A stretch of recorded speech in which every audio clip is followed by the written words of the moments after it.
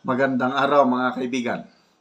Maraming natuwa sa desisyon ng leadership ng Iglesia ni Cristo na magsasagawa sila ng malawakang rally kontra sa impeachment. At sa mga comments na nababasa ko, sana ang ibang mga religious organization magsagawa rin ng ganong rally. Sasabayan ba? So ako, marami akong kaibigan, mga evangelical, Protestant pastors, bishop. Tinext ko yung bishop dito sa Mindanao. I'm sorry, hindi ko na lang banggitin ang pangalan. Ito ang aking text sa kanya. Bishop, may plano ba kayo, yung grupo, may grupo sila dito sa Mindanao, evangelical Protestants, na magtawag ng peaceful rally against impeachment similar to that of Iglesia ni Cristo? Okay. Nag-respond kaagad itong bishop na ito. Sabi niya, we have just had a meeting. We float the idea, but some leaders don't support it, so we will have it localized, no longer a huge Protestant evangelical prayer rally. Anong ibig sabihin nito? Mayroon ding mga evangelical Protestant churches na magsasagawa ng rally, kailang hindi kasing lawak ng iglesia. Kasi ang iglesia, very solid. Itong mga Protestants and evangelicals, may mga asosasyon din sila, may mga gathering fellowship. Kaya lang, minsan iba-iba ang stand ng mga leaders. So, itong grupo ng evangelicals, Protestant sa Mindanao, hindi sila nag-agree lahat. Kaya ang mangyayari, ang iba walang rally, ang iba magra-rally. Itong kaibigan kong bishop, yung grupo niya, yung mga kasama niya, gagawa sila ng localized prayer rally. Itong kaibigan kong ito, nasa Caraga region, Agusan and Surigao. Marami siyang mga sakop. At least, merong sasabay sa Iglesia ni Cristo. Kaya sabi ko, okay na yan, bishop, kahit localized rally, hindi yung malawakan. Kasi bibihira ang iglesia. Ito lang ata ang grupo na ganito. Maybe, KOJC, ganun din. Isang salita lang, ng Pastor Kibuloy para leader nila.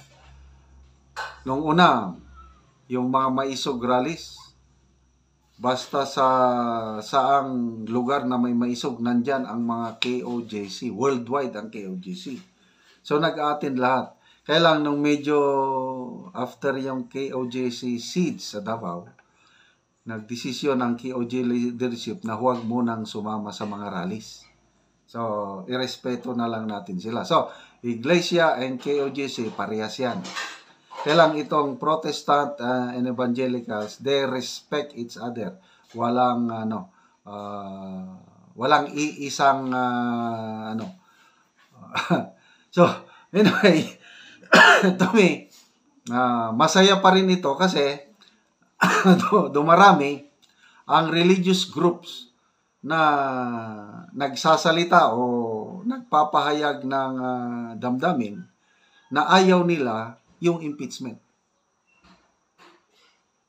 Napakaganda yung stand ng iglesia na they support President Marcos' opinion o hiling na huwag ituloy ang rally dahil madidivide lang tayo.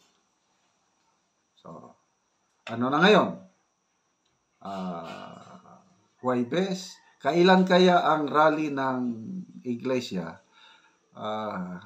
Tansya ko ito, mga next week, nandyan na yan. Kasi, merong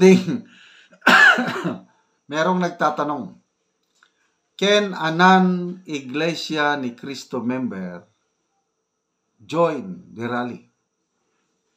So, pinag-isipan ko rin, palagay ko mahirap. Kasi, alam ko, ang iglesia very organized. Ayaw nilang mahaluan. Kasi baka may manggulo. Alam nyo, itong mga makakaliwa, mahilig yan sa panggulo. Baka biglang magulo ang rally ng iglesia, mas maganda yung sila-sila lang. Kaya sa mga nagtatanong kung pwede bang mag-attend ang isang non-INC member sa rally na gagawin ng iglesia, I doubt it. Hindi papayag ang iglesia niyan. Yan ang pagkakalam ko. I don't know. Sana mag-comment yung mga members ng Iglesia ni Cristo na nanonood sa atin. Mag-comment kayo kung pwede ba. Basta alam ko, hindi pwede.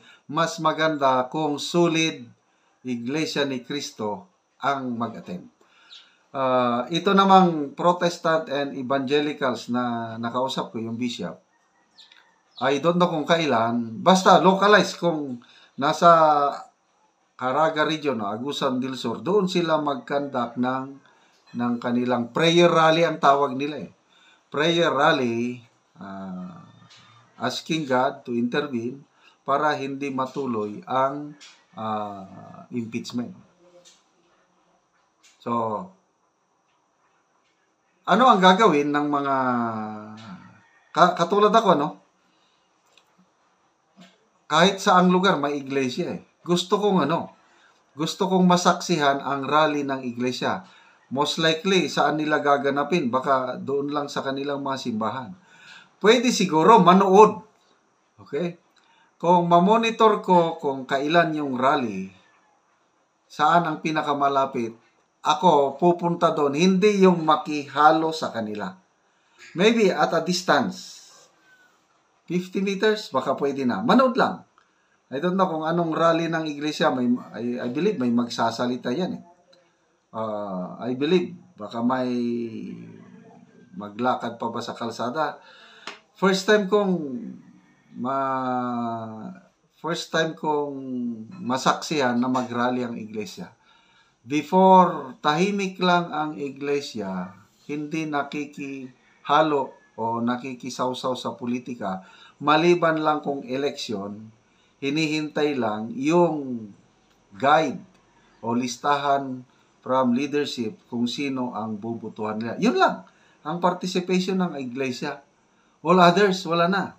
I believe, nung impeachment ni President Joseph Estrada, parang nag-rally din correct me if I'm wrong. Parang nag-rally sila expressing their basta kontra sila sa impeachment yung ginawa kay So pangalawa na pala ito, correct me if I'm wrong if my memory serves me right, nag-rally sila nung impeachment ni President Joseph Estrada. So pangalawa na ito, another rally. Ano kaya ang response ng House of Representatives dito sa rally ng iglesia? Iyon bang fellowship meeting o fellowship dinner sa Malacanang, nandun ang mga kongresista, hinakot pang isinakay sa mga bus Hindi ginamit ang kanilang mga personal na sakyanan. I don't know kung ilan Tapos, fellowship lang daw. Anong napagkasunduan? Kanina may nabasa ako na parang Manifesto of Support to President Marcos.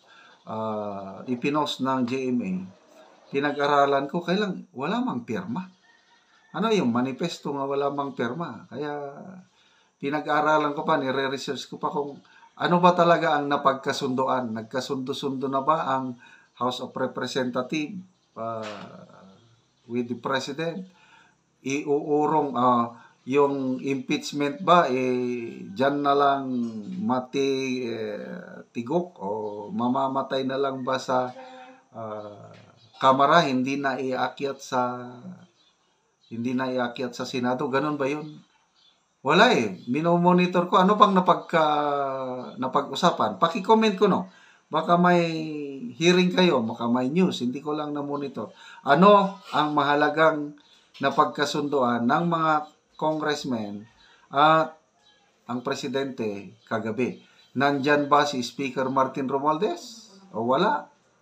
So, ang laking question mark. Again, salamat sa Iglesia ni Cristo. Salamat sa evangelical Protestant groups sa Mindanao, specifically sa Caraga region, na maglunsad din ng sarili nilang prayer rally kontra sa impeachment na ito.